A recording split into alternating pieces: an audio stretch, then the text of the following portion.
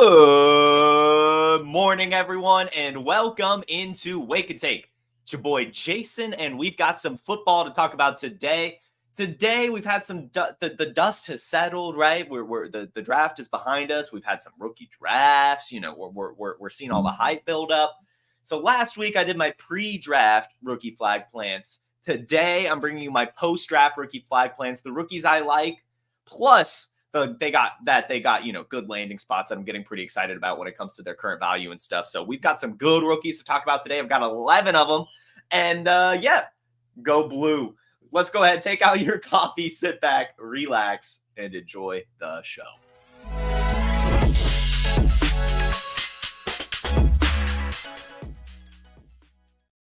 All right, so welcome in. Good morning to you, Bach, Jamie, Big Time, Timmy Jim, T-Real, everyone tuning in on Instagram, Facebook, Twitter, wherever you're listening. If you're listening on the podcast, good morning, afternoon, night to you, whatever time of day it is. I see Jamie says, of course, you put a Wolverine as the picture. You know, I got to. I've got the Michigan turtleneck. I've got the Michigan mug today. You know, just feeling my Michigan Wolverines. And you know what? You know what, guys? To start today's show, well, before that, let's just, we have a fun thing coming up. Fun segment coming up. Just wait. But first, I wanted to go over last week's pre-draft rookie flag plants because I'm kind of proud of them.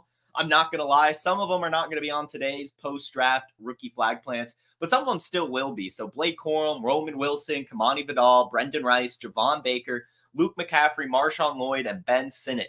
These are some guys that I really liked heading into the draft and wanted to see and felt that they would get a good landing spot, some decent draft capital. Now, Brendan Rice did not get great draft capital, but he got a decent landing spot. Kind of same with Kamani Vidal, both going to the Chargers. Blake Corum, unfortunately, I am taking off the list. I don't feel comfortable enough planting that flag on him with that landing spot. Unfortunately, still like Blake Corum to player, but I think you could buy him a little cheaper in the coming weeks as we get closer and closer to the football season, especially in season when Kylan Williams is outscoring him. I think you could scoop him up. So anyway, those were my pre-draft rookie flag plants. There was one more guy that we'll be talking about today that I didn't throw in the pre-draft rookie flag plants just because I didn't even know if he was going to get drafted. But my guy got drafted, so we're definitely going to be planting the flag on him today as well. So before we get into it, though, I do just, you know what? I've never done this before, and I don't know if many people have. I'm going to prove my flag plant live here on Wake and Take. Big Time Timmy Jim points it out. I am on the clock in the Trade Gods Invitational League. So what if I just made a pick? What if I just made a pick? Because I've tried to trade back. It's not happening. I'm on the clock. I've been thinking about it for a very long time. And guys, I am taking J.J. McCarthy over Drake May at the 105, over Rome Odunze at the 105. I want J.J. McCarthy. And I just did it live on the air. You guys saw me press that button. So that's just, proving my how excited I am about J.J. McCarthy and his landing spot with the Minnesota Vikings. So what a fun little pick right there. I actually don't feel bad at all after pressing that button. I feel pretty good. So anyway, let's go ahead and get right on into it. J.J. McCarthy, he is my rookie flag plant numero uno, and it's kind of fun. Maddie Kiwoom and I were talking about this yesterday. Part of the reason, so if you tuned into Trade Gods last night, I had kind of a debacle. I traded up from the 105 to the 103 and then immediately regretted it and traded right back to the 105, losing some of the picks that I gave to trade up. It was whatever. I cut my losses. But I kept thinking about it, and it was just, is JJ McCarthy, is this really that easy? Basically my thinking with JJ McCarthy throughout this whole process is it just too good to be true? And that might be the case, right? This might be too good to be true. But Maddie Kiwoom and I were talking about it yesterday, and it's am I really going to be able to sit pretty and get a Michigan quarterback? And not just a Michigan quarterback, but the Michigan quarterback, right? The one that finally got the Ohio State monkey off of his back, the one that led my Wolverines to the national championship, right? The guy who only lost one game his entire college career, the guy who has insane efficiency metrics, as we'll talk about in a bit. I'm just going to get him after getting drafted to the Minnesota Vikings, throwing the ball to Justin Jefferson, TJ Hawkinson, and everything. It just seemed too good to be true. Because all the stars are aligning for this to be someone that I would just absolutely love. I mean, look at my turtleneck, right? And so it was just hard for me to really just be like, really? Like, is it that simple? Is JJ McCarthy that easy? And I think it is. I think it is, guys, because if you just look and look and look at this prospect, it is just insane. I will read you what I wrote in the Player Profiler rookie guide about JJ McCarthy. I wrote about JJ McCarthy for the rookie guide. I mean, everything was just lining up. It just, again, it seemed too good to be true, but I like this guy a lot. Here we go. Here's what I wrote in this year's Player Profiler rookie guide. You guys definitely need to check that out. But one of the rising stars of this year's NFL draft is quarterback JJ McCarthy. His potential draft value has skyrocketed from fringe second rounder to potential top 5 pick in just a couple of months, and it's easy to see why. He's entering the NFL at 21 years old after 3 very successful seasons at Michigan. He got the OSU monkey off of their back by beating them 3 straight years and also won the Big Ten in those seasons. Plus, McCarthy just led Michigan to their first claimed and unshared national title since 1948, finishing his career 27-1 as a starter. JJ McCarthy is a winner. He has one of the highest floors we've ever seen from a rookie quarterback, but the ceiling is the big question mark. He's got an impressive profile at 6'3", 219 pounds, and fast. He hasn't officially run a 40-yard dash, but he sported his quickness all throughout college. And we know for a fact that he's agile, scoring the 6th fastest 3-cone drill at this year's NFL Combine across all positions. He has prototypical size to last in the league, while also displaying elite elusiveness for the quarterback position. One concern is his hand size of 9 inches, which lands in the 6th percentile. However, 9-inch hands never stopped Patrick Mahomes. Finally, JJ McCarthy also has solid stats to back up his impressive profile.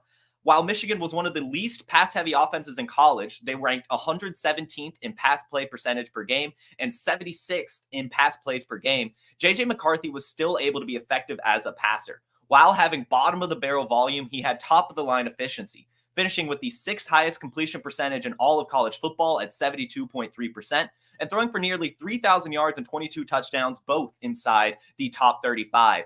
On top of that, over the last 2 seasons at Michigan, McCarthy has had 134 carries for 508 yards and 8 rushing touchdowns. His impressive stats, profile, and college resume scream NFL starter. I'm very excited to see who drafts him. And then he went to the Minnesota Vikings? I mean, guys, 89.2 college QBR in the 94th percentile, 9.0 college yards per attempt, 79th percentile, and a 19.6 breakout age in the 80th percentile. The dude's only 21 years old now, going to one of the best landing spots we've ever seen from a rookie quarterback, with a great head coach, great system, great weapons, solid enough offensive line, and really great film stats, everything. JJ McCarthy planting the flag as the rookie QB3. I've adjusted my rookie rankings from earlier this week's episode. We can maybe talk about those later or something, but I do have JJ McCarthy number 3.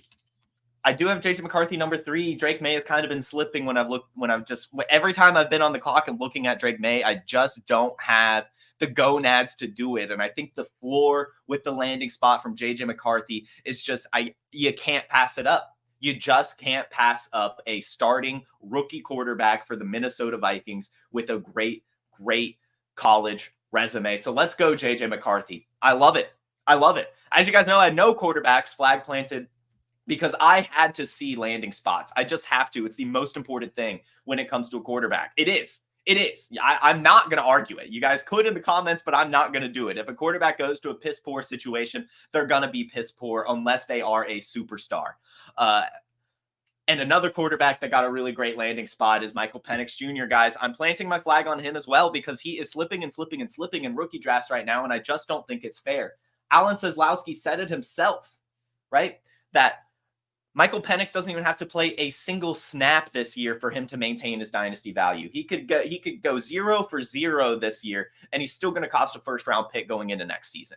And insulated value is very important, especially in superflex leagues where quarterbacks are very important. And Kirk Cousins is just not the picture of health right now. I've said it 1,000 times now. He's 36 years old, coming off a torn Achilles, right? Like, you got to have a contingency plan here. So I like the pick, but then I also like the player. And I have to, I guess, kind of maybe correct it. Like, I know after the Senior Bowl, I was a little disappointed in Michael Penix and Bo Nix. But after I've thought about it some more, it's like the Senior Bowl is not necessarily an event that's conducive to quarterback success. I mean, it's a brand new offensive line. It's a system that they've never learned before with receivers they've never thrown the ball to. And the fact that Michael Penix and Bo Nix at least did nothing wrong, I think is okay. Because if you'll remember, I did say like Spencer Rattler was bad. Joe Milton was bad. Right. But Michael Penix and Bo Nix, they were just disappointing. They weren't bad. It's just they didn't have, you would hear when you're going into that, you're expecting these guys to just light the world on fire. And they didn't. So it is what it is. But still, when you look at the college stats and the landing spot, now getting to sit behind Kirk Cousins, I think things are going to be okay for Michael Penix. He's the first quarterback in NCAA history to have back-to-back 4,500-yard seasons. And if you combine his stats from the last 2 years, he's had over 9,000 passing yards, 66 touchdowns, and only 17 interceptions. His college quarterback rating was 85.7, which puts him in the 90th percentile. And his yards per attempt was 9.2, which puts it in the 83rd percentile. So, I mean, like, he has everything you want. Really, really good pocket passer, getting to sit behind one of the best we've ever seen in the game with Kirk Cousins on an offense that has Drake London, Kyle Pitts, Bijan Robinson, Zach Robinson, and Raheem Morris now kind of calling the plays, putting this whole thing together. And so I'm not worried about Michael Penix. And I'm not worried about the age either. I know he's 24, which is historically old for rookie quarterbacks, but we have this whole COVID thing. And to say that his developmental years happened in college instead of the NFL is probably good. He's pro ready. I know it took some time, but I mean, we're talking about Jared Goff right now, right? He's due for an extension at 29 and a half years old. That's after Michael Penix's rookie contract would end anyway. So it's not that big of a deal. The age, it's not that big of a deal. Michael Penix is a starting quarterback in this league, and he's going to be starting for the Atlanta Falcons within 3 seasons, and it's going to be good. So I'm getting him now while I can at a steal because his value is only going to either stay where it is right now or just go up, whether it be by Kirk Cousins' injury or the ticking time bomb of getting closer and closer and closer to Michael Penix's eventual start. So those are my 2 quarterback rookie flag plans. No other quarterback rookie flag plans. JJ McCarthy and Michael Penix are my quarterbacks. So now that I've talked about the quarterbacks and I talked a little bit about the rookie guide, why don't I just go ahead and play an ad about the rookie guide so you guys can learn a little bit more. It is NFL draft season and the wait is over. The Player Profiler Rookie Guide is available. It's live on the site now. Right there in the nav bar, click on the 2024 Rookie Guide to download it. It's so comprehensive. We're ranking and writing up more players than anybody. And this year, we're providing athleticism scores. We're doubling the number of advanced stats on each player profile. And guess who's back? Cody Carpentier. But it's not just him. It's Theo. It's Matty Kiwoom. It's John Lobb. And the Undroppables. All coming together to provide their composite rankings. And this year we're adding Superflex Tight End Premium because that's now become such a popular format. So get those composite ranks, get the write-ups, the comps, the stats and metrics you want. If you already have Dynasty Lux, you already have it. But if you don't, it's right there in the nav bar on playerprofiler.com. It's $20. It's not the first. It's not the most expensive, but it is the best. Go get that rookie guy. You guys heard my great write-up about JJ McCarthy. There's tens and 15s and 20s and 30s and 40s and 50s of great write-ups from analysts all over our space. Really, really great stuff in that rookie guide. And we're working on updating it as well with, putting in the landing spots and some couple insights about, what we can expect now that we know that. So anyway, let's go ahead and move on through this list of rookie flag plants. And we've talked about one Michigan Wolverine. Might as well bring up another. Roman Wilson, ladies and gentlemen, is a stud. I wish I could just end it there. I wish you guys could take my word for it, but I'll talk about it a bit with Roman Wilson. He's 5'11", 185 pounds, and of course just ran the 4.39 40, showing his track star speed, and finished last year with 12 touchdowns and 789 yards on the Michigan Wolverines. Now, again, that doesn't seem like a lot, but if you'll remember from when I talked about J.J. McCarthy's stats, he only had 22 passing touchdowns and didn't even eclipse 3,000 passing yards. So actually, when you look at it by pure percentage, Roman Wilson's stats were 20% of J.J. McCarthy's completions, 26% of his pass yards, and 54% of J.J. McCarthy's passing touchdowns went to Roman Wilson. He's a touchdown scorer. He's got clutch factor. He's got insane hands. He was the standout wide receiver at the Senior Bowl. It wasn't Brendan Rice. It wasn't Ricky Pearsall. It wasn't Ladd McConkey. It was Roman Wilson was the wide receiver one at the Senior Bowl, really no matter who you ask. It's a total consensus thing. Yes, Ladd McConkey looked good. It helped his stock, but Roman Wilson looked like a true stud and alpha out there. You'll remember he called Quinyon Mitchell for a 1v1 rep and beat him with a nasty one-handed grab. And now he's going to the Pittsburgh Steelers, where Deontay Johnson had seen some success over the last few seasons. Taking that role, it's going to be nice, man. I mean, he's got really, really good route running, really, really good hands, good speed, good size, good personality, very hard worker. We've all heard the airplane story about hopping on a plane to get to high school for a month while he was in Hawaii, going from island to island. He's got it, man. He's a hard worker with good stats, good profile, good landing spot. Roman Wilson, I think, is being slept on right now 100,000%. I have him right now as my rookie wide receiver 8. And honestly, I don't think that is high enough, really. I mean, logically, that's kind of where you have to put him. I've got, of course, Marvin Harrison Jr., Rome Odunze, Malik Neighbors, Xavier Worthy, Keon Coleman, Ladd McConkey, Brian Thomas Jr., and then Roman Wilson. But I mean, there are probably some times where I'll be on the clock staring at Roman Wilson or Brian Thomas, and I might just press the Roman Wilson button just because I think that he's going to come out and produce pretty much immediately. Obviously being a wide receiver 2 is going to help, but he's also just a Mike Tomlin type of guy. Like, I think he's going to earn the trust of him in that room very, very quickly. And again, he's just a stud. Like, he really, really is. And I don't know what happened with his draft hype. I remember after the Senior Bowl, it was just like he was going in the first round of some of these early rookie mocks, and now he's going end of second, sometimes third in these things. It's gone too far. Stop the fade. Roman Wilson's a true stud, and as Bach points out, he's a really, really good blocker as well. So I like it.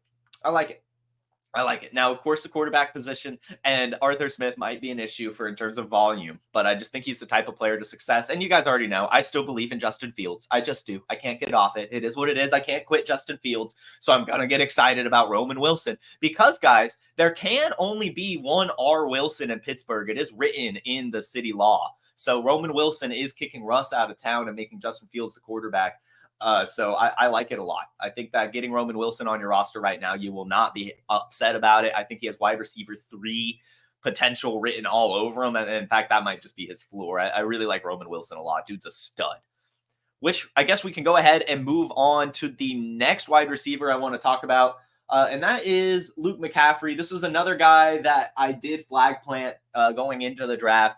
And then he got wildly better draft capital than I thought. Luke McCaffrey going into this was definitely viewed as a project type wide receiver and all of that. And so I thought it might take some time. He might get day 3 draft capital, late day 3, right? Like 5th, maybe 6th round. No, the Washington Commanders said no. The Washington Commanders said, I want a McCaffrey, and I want to take him in the 3rd round, which is just spectacular. And we've seen the slot position in Washington succeed. Now, of course, we have a new system, but still, I mean, in a Cliff Kingsbury offense, it's pretty much an air raid. They're going to be tossing the ball a lot. And they, kind of brought in a lot of pass catchers. And last year, Jahan Dotson didn't look that good. Terry McLaurin's contract is, I believe, only one more season after this one. So Luke McCaffrey is going into a position to where he's going to be able to succeed pretty early. I think he's almost immediately going to be the slot receiver. And he has what it takes to be good in that spot, especially with that draft capital. And being able to learn a little bit from Terry McLaurin, I think will be a little bit special. He's 6'2", 200 pounds. He has the 96th percentile agility, 75th percentile speed score, and 85th percentile catch radius. He was a quarterback for 3 years before switching to wide receiver. And in his first year as a wide receiver, had 700 yards and 6 touchdowns, which is not bad. And then almost doubled that his second year as a wide receiver with 13 touchdowns and 992 receiving yards. It's pretty good. This is on a team Rice. That's not like they're passing the ball a ton or have great quarterback play. I mean, Luke McCaffrey was doing a lot with very little. And being a quarterback before being a wide receiver, I think is going to help him be a slot receiver because that's the exact receiver that needs to find the open spaces in the defense. Really good finding the zones, good with timing with the quarterback. And that's the exact type of person that's going to be able to do it. So I fully expect Luke McCaffrey, Jaden Daniels, and my next player to kind of all get on the same page and be fantasy relevant pretty quickly. And that next player is Ben Sinnott, the tight end. I love myself some Ben Sinnott, guys. I just love it. This was another really good landing spot. We've seen mobile quarterbacks lock on to tight ends before with Lamar Jackson and Mark Andrews, Greg Olsen and Cam Newton. I mean, the list goes on and on and on. We saw Anthony Richardson in his limited time throw into his, multiple tight ends, like all 4 or 5 of them just kind of sitting there. So I think that that's a prototype that'll stick here with Ben Sinnott. And then Ben Sinnott's just a really good athlete. He was a basketball player before playing football, and then early declares, only playing 3 years, only 21.8 years old, which is pretty young for a tight end coming out. And had pretty solid stats as well. Almost 700 receiving yards last year with 6 receiving touchdowns, which is top of the line for college tight end production. And then, of course, he smashes at the combine, especially in the agility drills. He has 98th percentile burst, 94th percentile agility, and a 96th percentile catch radius because he's 6'4", 250 pounds. I mean, the guy checks every single box for being a good NFL tight end. And he'll be able to sit and learn from Zach Ertz this season as well, but not for very long, because we saw last year Zach Ertz wasn't able to stay that healthy. So I think that Ben Sinnott will have an opportunity to come succeed in this offense and soak up what Zach Ertz could teach him about just being an NFL tight end like a sponge. And so Ben Sinnott, I think, got an excellent landing spot, and second round draft capital blew me out of the water. I did not expect that at all. But he got it, and he's a stud. Again, I'm throwing around this word stud a lot, but Ben Sinnott is definitely one of them. I like him a lot. I like the prospect. I love the landing spot, and I love the potential here. And he's going pretty late in drafts. I've seen some people ask, like, would you take him at the end of the second in a tight end premium? Yes. And would I take him in the third in a standard tight end league? Yes. Ben Sinnott's my rookie tight end 2 right now after Bowers, ahead of Jatavian Sanders. I think he got the nuts landing spot, and I just think he's a special prospect. So I like those Commanders a lot.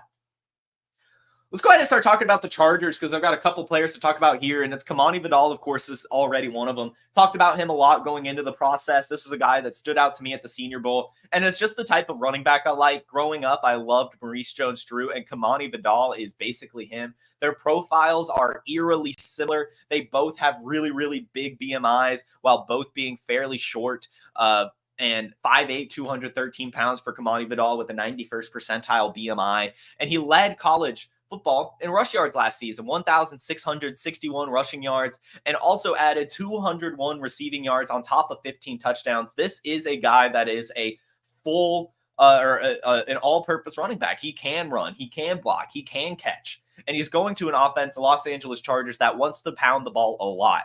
And Gus Edwards is fine, right? I mean, obviously he has the trust of Greg Roman. He's going to get some of that early down stuff. And J.K. Dobbins is a really good running back if he can stay healthy. But that is not a room that scares me away from a prospect like Kamani Vidal. He's basically Blake Corum, but more explosive. And we just saw what Blake Corum did in Jim Harbaugh's offense. I think a lot of the same can go to Kamani Vidal, especially towards the end of the season. I would not be surprised if he's completely taken over this backfield and going forward, just going to be a stud. I keep saying that word, but either way, he is one. He just is one. I like him. I like him a lot. Great profile, 87th percentile speed, 78th percentile burst and agility. Gets the Isaiah Pacheco best comparable, a very explosive running back that we are loving here at Player Profiler with a great landing spot. So Kamani Vidal continues to receive flag plant status. And then we'll go ahead and move on to the next Los Angeles Charger that I'm still just, I'm not going to quit Brendan Rice, guys. I'm just not. Going into this process, I liked Brendan Rice a lot. And I am disappointed in the draft capital. But I am not disappointed in the landing spot. I think Brendan Rice got a really good landing spot. I'm not sure what caused the drop from his draft capital. I think a lot of us were expecting him to go a little bit earlier. And he just didn't. But I'm not going to really put that into my process because nothing's come out on what it could be. And if anything, right, I did see a story yesterday that Brendan Rice's best friend had passed away 2 weeks ago. I'm not sure if that's anything like that has played into it, but if his availability had been shortened because of that, or if he just wasn't really feeling up to interviews or coming in for the draft process over the last couple weeks, I could definitely see NFL organizations just not wanting to pull the trigger, especially with this being just a pretty deep wide receiver class. I mean, there's a lot of guys in there, and if you can't really get the guy's attention right now, it might just turn you away from him, which I think is unfortunate timing for Brendan Rice. If that's the case, again, this is pure speculation, but that is the only thing that I've seen, right? That is the only thing I've seen about anything causing it. So anyway, I don't know. I really don't know what caused it, but that's kind of how I'm wrapping my head around it, is he just hasn't been as available the last few weeks because of his mental state. That's really it. I don't know. That's just me trying to make sense out of nothing, really. And that's a dangerous game, right? And that's why I'm not gonna fade Brendan Rice, because we don't know what the big question mark is. We don't. But we know he's a good football player, and we know he's a hard worker, right? He's 6'2", 208 pounds. He plays bigger and faster than that. The dude surprised me at the Senior Bowl. I ranked him ahead of Ladd McConkey, and I laid my eyes on these guys. I mean, he was a really good route runner, really strong hands, and looked phenomenal out there. And he's gotten better every single year. He had 120 receiving yards, then 300 receiving yards, then 600 receiving yards, then 800 receiving yards, and finished last year with 12 receiving touchdowns. That's pretty good production. And I'm not sure if NFL organizations just started playing 4D chess and was like, Caleb Williams is what made Brendan Rice and Taj Washington good. I don't know.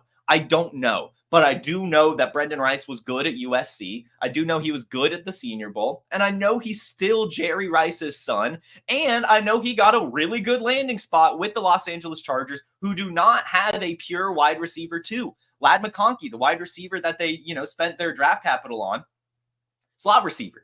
Quentin Johnston sucks. Josh Palmer, fine. Brendan Rice, pretty good.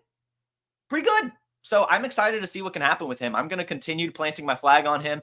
And lastly, he even has special teams production. He had almost 1,000 return yards at Colorado in 2021. And with these new kickoff rules, maybe he's going to be returning kicks. I have no clue. I genuinely have no clue. But I can tell you I like the prospect and I like the landing spot. So I'm not going to go off of him because of draft capital. I'm just not, especially when we're trying to find value here, right? You can get him now in the 4th, 5th round, and that is the perfect round to draft a player like that. I mean, what are you really going to do? Are you going to draft Eric All over Brendan Rice? Get out of here. That's a blocking tight end. Like, I don't know what we're doing as a fantasy football community, to be completely honest with you guys. A lot of us liked Brendan Rice going into this, and we're fading him, pushing him down below undrafted free agents because I don't know. Like, I just don't get it. I really don't understand what's going on with Brendan Rice right now, because it's like, Brendan Rice is good. I'm going to continue to plant my flag on him. It is what it is. It is what it is. Another wide receiver I want to talk about is let's do Devontae Walker. I think that Devontae Walker is going to be pretty good. I'm not going to use the word stud here. The stud word will not be used on Devontae Walker. It wasn't used on Brendan Rice either. I think that those are just some pretty good wide receivers. And Devontae Walker right now is a guy that you can get at the very end of your underdog best ball drafts, which I think is the perfect type of format for a player like Devontae Walker. But you can also get him pretty late in your rookie drafts as well. And if there's one thing we know about Devontae Walker, it's that he is a field stretcher, and he's a pretty damn good field stretcher. At UNC, he had 18 touchdowns and over 1,600 receiving yards if you combine the last 2 seasons. And his profile is very, very good. He's 6'2", 193 pounds, runs a 4.36 40-yard dash, has an 83rd percentile speed score, a 90th percentile burst score. And because of his height, he still has a 90th percentile catch radius too. So this is a guy that got a really good landing spot with good profile and college production as well. He's an early declare, only played 3 years, so he's 22 years old, which is not that bad. And actually, guys, has an 89th percentile college dominator. I mean, he was crushing it at that level.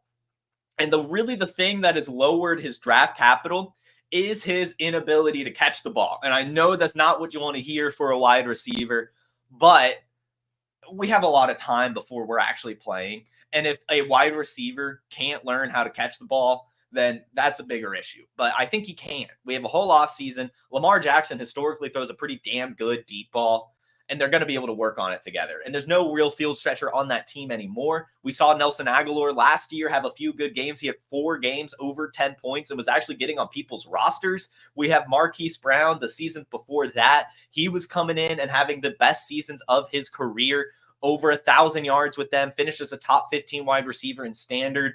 I mean, it's just a role on this Baltimore offense that has seen success. And again, I saw at the Senior Bowl he couldn't catch. I saw it. We saw it at the Combine too. He dropped a couple passes.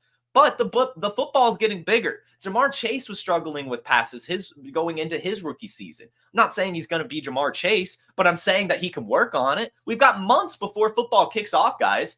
And so I'm not going to read too much into it. We know that he's an excellent field stretcher with burner speed and great separation. He showed it at the Senior Bowl. I mean, he was winning route after route after route and just couldn't bring it in. So so I'm just going to take that one knock, which again, it's a bad knock. It is not good if you can't catch the ball as a wide receiver. I am realizing that. But the profile is just so good, and the college production was pretty good. I was watching Drake May highlights this morning, deciding if I really wanted to go J.J. McCarthy or Drake May. And a lot of those Drake May highlights were Devontae Walker highlights. I mean, let's be honest here. So I like the player. I just do. And I like the landing spot. So I'm going to be getting him at his value. I'm just going to bet on him being able to relearn how to catch the ball, working with Lamar Jackson over the offseason, maybe getting one of the machines that throws the ball at you. I don't know. I think he can work on it. And it's not like he's going to be asked to succeed immediately. Like, he's going to still have Mark Andrews on his team. He has Zay Flowers on his team. He's just going to get a few deep targets every game. And at some point, he's going to start bringing them in. And when he does, it's going to be special. So I'm definitely getting him in Best Ball. I have him already on a team in the Best Ball Mania 5. I keep targeting him. I keep seeing him there at the end because there's not a lot of wide receivers in that format. And Devontae Walker keeps sitting pretty. And with that profile, 4.36 40-yard dash at 6'2" on the Baltimore Ravens, that's something to get excited about. So I am not necessarily all in on Devontae Walker, but I like his value right now. I think he can work on the catching. So the next wide receiver I want to talk about is Javon Baker. Javon Baker, ladies and gentlemen, is a stud. Using the word again. He is 6'1", 200 pounds, and as all of his workout metrics are above average, and has some decent college production as well. Before transferring to the University of Central Florida, he actually spent 2 years at Alabama with all of the star-studded Alabama guys, the Devontae Smiths, the Jalen Waddles, the Jason Williams, all of those dudes were his teammates. And because of that, he transferred. And at UCF, he was pretty good. His first year at UCF, he had 800 yards and 5 touchdowns. And last year had 1,100 yards and 7 touchdowns.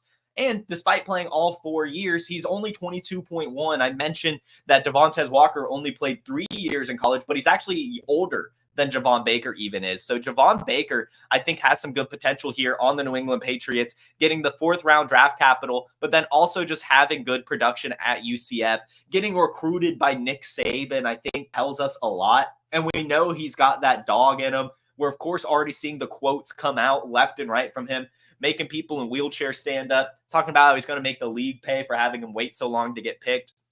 I think that the alpha mentality is within this guy.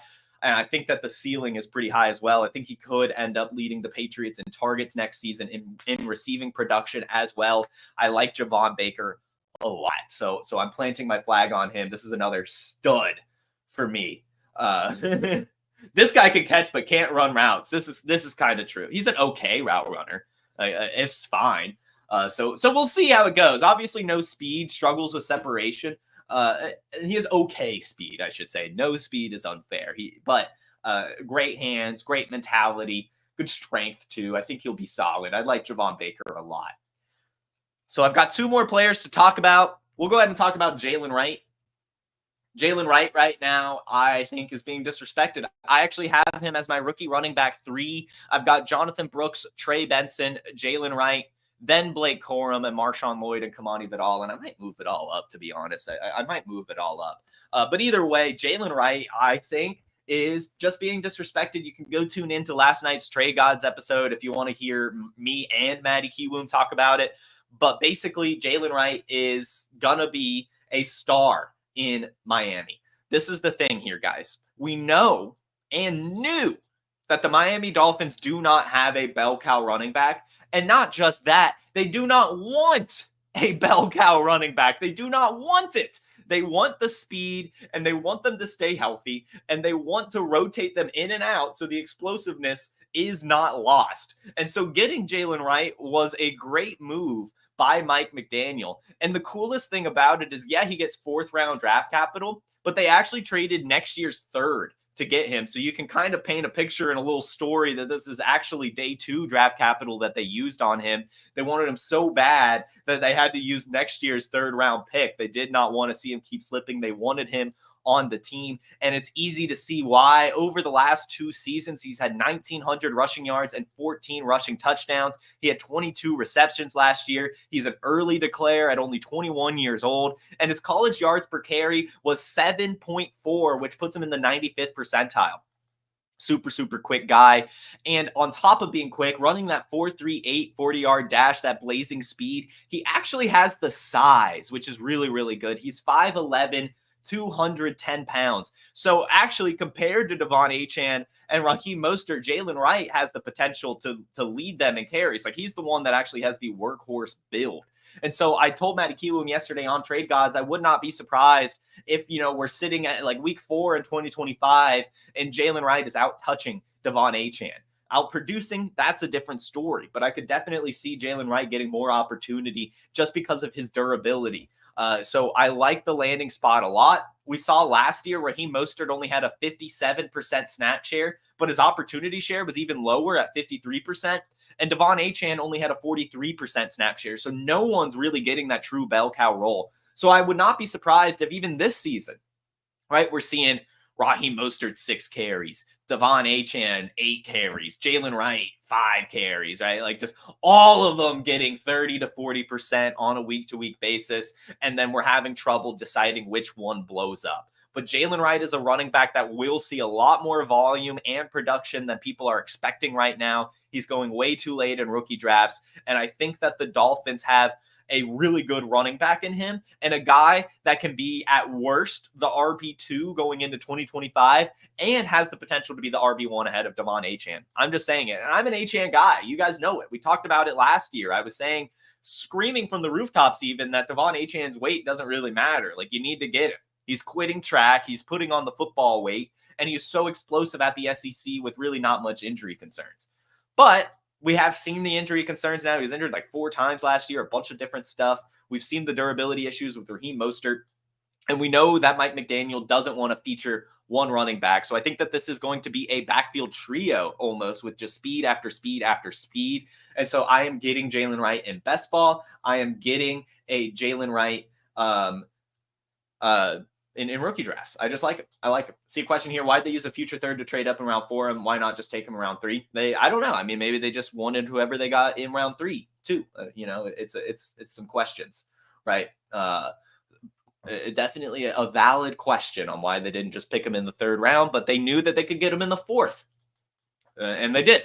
So anyway, that is 10 of my 11 rookie flag plants. And guys, do you know who number 11 is? Do you know who my very last rookie flag plan is? Go ahead and put it in the chat, guys. I know you guys know it. I know you guys know who I'm about to talk about. It's wide receiver, 6th round draft capital, going to the state of Texas, Ryan Flournoy. Ryan Flournoy, ladies and gentlemen, a stud.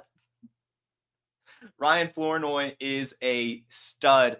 Right now, I have him ranked fairly highly, but not too high, and I wouldn't mind steaming him up. I just don't know if it's the right process play, but I have him right behind Malachi Corley right now, my 39th ranked rookie. Not sure what that means for wide receiver, probably like top 12 or so, but I'm getting more and more excited about this Ryan Flournoy stuff as I continue to research it, as I continue to get more involved. This was a guy who was an honorable mention for me after the Senior Bowl. Named him essentially my wide receiver 4. It was Roman Wilson, Brendan Rice, Ladd McConkey, Ryan Flournoy. Ryan Flournoy stood out all 3 days of Senior Bowl practices, immediately was commanding targets, and immediately looked incredible. I mean incredible. When I got there, I was looking for Xavier Legette, and my eyes immediately went to Ryan Flournoy, believe it or not. I really can't. It's something special, guys. When you're able to watch him play, I highly recommend you guys go look up his highlights. I know it seems bad being Southeast Missouri State. It doesn't matter. Guy's really good. He really, really is. And to really bring this all home, I'll just talk about the story here. First off, raw athleticism score from MathBomb on Twitter, 9.89. Here's the tweet. Ryan Flournoy was drafted in round 6, pick 16 in the 2024 draft class. He scored a 9.8 raw athleticism score out of a possible 10. This ranked 38th out of 3,402 wide receivers from 1987 to 2024. The 38th most athletic wide receiver since 1987, ladies and gentlemen. Ryan Flournoy going into an offense with the Dallas Cowboys, wearing Amari Cooper's number 19? It's just like, it seems too good to be true. Let's talk about it. 4.44 40-yard dash, 2.57 20-yard split, 1.52 10-yard split, the same as Roma Dunze, a 40-inch vertical, and an 11-foot broad jump, and 10-inch hands. Like, those are massive. You got Dez Bryant size hands and athleticism. Like, you can go look at like Ryan Flournoy tweets right now, and you'll see at least 100 comments from Cowboys fans saying, "Is this just Dez Bryant? Am I just watching Dez Bryant highlights?" I mean, I know that I'm getting ahead of myself here, but it's just, the raw athleticism, the production, the landing spot, it's just stuff that I am getting so in on, guys. And his high school was one of the more competitive ones. Actually, I went so far back to even research his high school. He was a 0-star recruit, which never really bodes well. But the reason he was a 0-star recruit is he was 5'3" as a freshman, 5'3", and then graduated high school at 5'11". His growth spurt hadn't even finished because he's 6'1" now. So it's like he hadn't even finished growing in high school. He finally gets to college and finishes growing and then produces. You know, he goes to D2 out of COVID. Things don't work out kind of because of COVID and also still growing.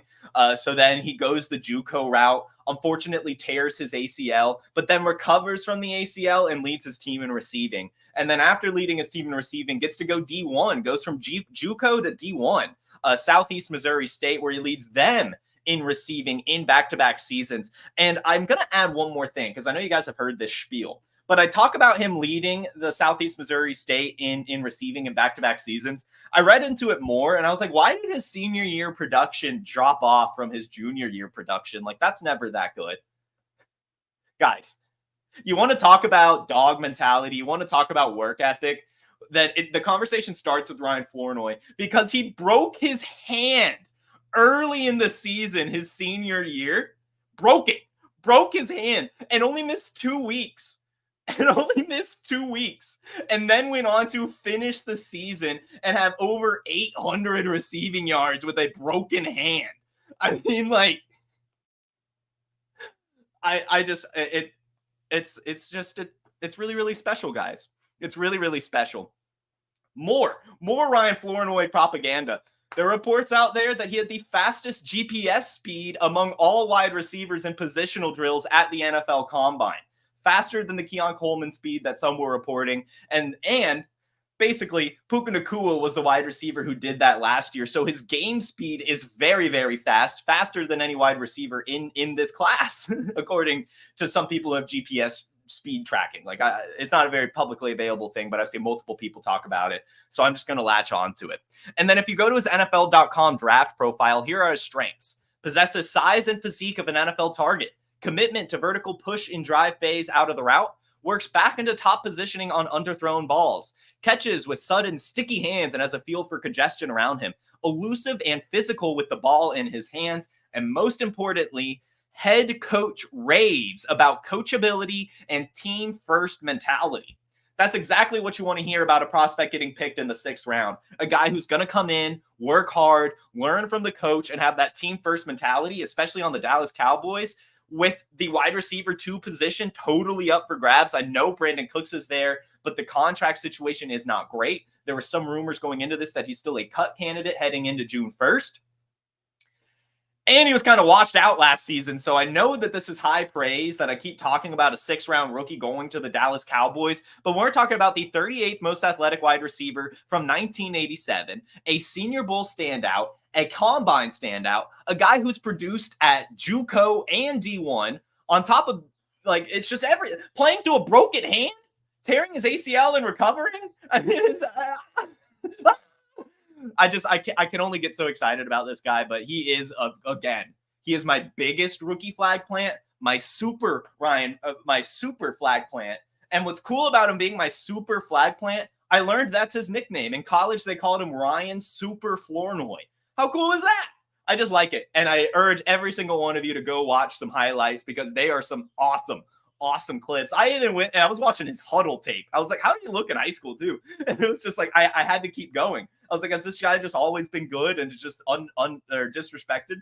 And I think so. I think that is the case here with Ryan Flournoy. I'm going to keep steaming him up myself. I'm the one driving the Ryan Flournoy bus, and hopefully it doesn't crash and burn.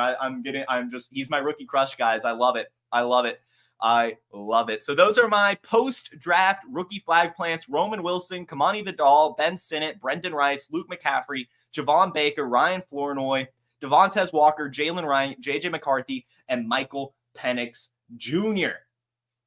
All right, everyone. Do we have any questions in the chat? I have the 110 and 111 in Dynasty, and I'm on the clock. I got a Dunze, and I'm wide receiver thin. I want McConkey, but do I take Worthy or trade back? You were offered a couple seconds, 2.5 and 2.6.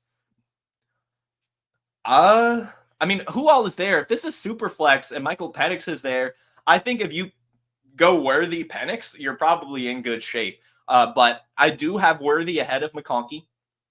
I don't think that's much of a discussion.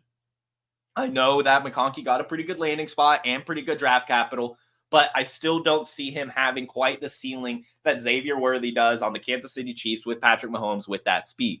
Ladd McConkey is going to be a very, very reliable target for the Los Angeles Chargers and very, very good for PPR, I am sure. But I'm not sure what that means for yards. I'm not sure what that means for touchdowns, all of that fun stuff. And I do think that Worthy could explode and be super special on this offense, especially with all the kind of Rashee Rice stuff going around. So anyway, with all the Michigan love, I was thinking Cornelius Johnson, and this is actually a guy I keep steaming up, and only for just for fun stuff. I saw 2 days ago, actually, that Cornelius Johnson is a childhood Chargers fan and actually like had a lightning bolt hair, like mohawk, like he shaved all of his head except for a lightning bolt on top. And was wearing like a Phillip Rivers or Antonio Gates or Latavius, whatever, like, you know, like mid-2000s Los Angeles Chargers jersey. And then he gets to stay with his Michigan head coach, Jim Harbaugh, and go to his childhood team. That's just a fun story. But I don't think it's going to do much for fantasy relevancy. I think if anything, it just means that he's going to earn a roster spot and just be a rotational guy every once in a while, which is, of course, good for players, right? But not really for our fantasy rosters. I still think Brendan Rice has that ceiling there. So anyway, I'll go scroll through real quick. Any other questions? I don't think so. Let me double check on Instagram. The JJ to JJ connection. Yes, sir. I'm very, very excited about it. So anyway, guys, that should do it. That should be everything I have for you guys. Thank you again for tuning in every single Monday through Friday. Love spending my mornings with you guys. Tomorrow, we're gonna redo our tier list. We had a pre-draft rookie tier list. Tomorrow, we're going to do the post-draft rookie tier list, so make sure you tune into that as we wrap up rookie draft week. Next week, we'll probably go back to regularly scheduled programming. Well, we got to keep talking rookies this week, guys. It's exciting stuff. So again, thank you so much for tuning in. I hope to see you all tomorrow at 10 a.m. Eastern on the Player Profiler, YouTube, Facebook, Instagram, and Twitter. Go ahead and find the podcast via link in the description if you can't always catch the show live. And then, of course, have a terrific Thursday and a wonderful rest of your week. Peace. From the Podfather to you, I deeply appreciate you tuning in. And many ask, what can I do? What can I do to help support the hosts, the research they do, the production costs? Go to playerprofiler.com, Dynasty Deluxe, World Famous Draft Kit, Rankings, DFS Dominator, and of course, data analysis. Subscribe to any one of those, and you support all of us and take Player Profiler to the moon.